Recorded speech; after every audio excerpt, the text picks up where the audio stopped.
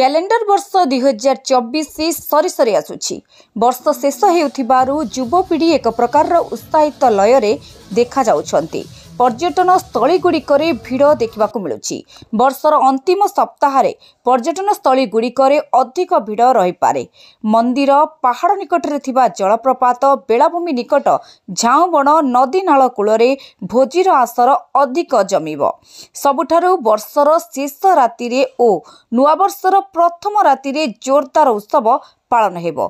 Zero night भावे अधिक जनाशुना एही मुहूर्त तथा 2025 जनवरी 1 तारिख राति 12टा परठारु विलंबित समय जाए युवपीढ़ी अधिक उत्साहित हेबे। ग्रामांचल तुलन में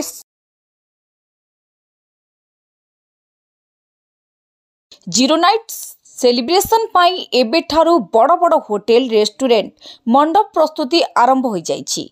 आगंतुक मानक पाई होटेल गुड़िकरे पैकेज व्यवस्था होइछि। इवेंट परिचालना करुथिबा संस्था गुड़िक मध्य जीरो नाइट पाई प्रस्तुति आरंभ कर दैछन्ति। नुआ वर्षरे निशा कारबार अधिक होई पारे, तेबे ए सब को दृष्टि रखी सरकार कटकणा लगाइछन्ति। जीरो नाइट सेलिब्रेशन पाई सरकारी विभाग कटकणा लागू करिछि।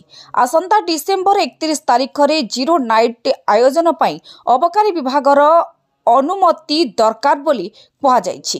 अबकारी विभागर अनुमति नथिले कार्यानुष्ठान नियाजिब। अबकारी कमिशनर नरसिंह भोल एमिति चेतावनी सुनाइछन्ति।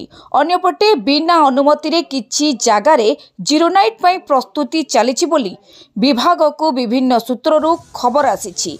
एहाकू रोकिबा पाई खूब शीघ्र विभाग पदक्षेप नेबो बोली अबकारी कमिशनर श्री भोल चेतावनी दैछन्ति। ब्यूरो रिपोर्ट समीक्षा न्यूज लाइव।